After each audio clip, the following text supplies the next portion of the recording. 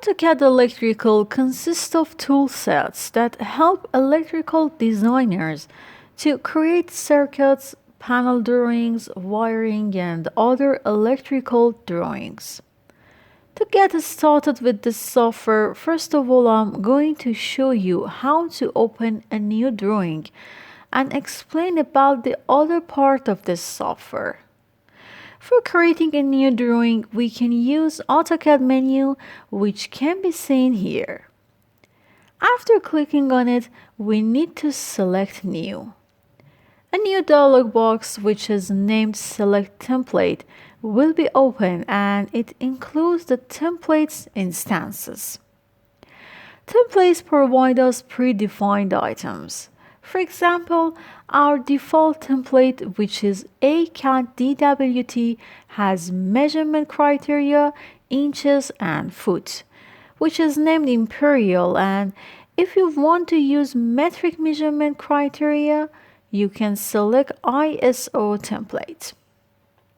At this time, I'm going to select this template, so I choose it, then a new drawing will be opened. First of all, I want to take a look at the interface. There are several parts to this interface. The first one is ribbon. It consists of different parts. In the tab Home, you can see different sections and each part is separated from other by a line.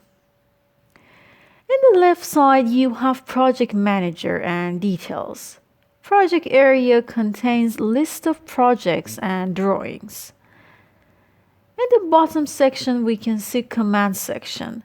Here you can type the name of the command and use it. Also, it can help us to see the command sequence to execute them. Instead of clicking on each command, you can type the name of it in the command section. You will need to zoom in or zoom out on the screen or see the desired part of your drawing. One of the methods to do that is using wheel of your mouse. Scrolling the mouse wheel makes it possible to zoom in or zoom out. Just move the cursor to the point that you want to zoom, then scroll mouse.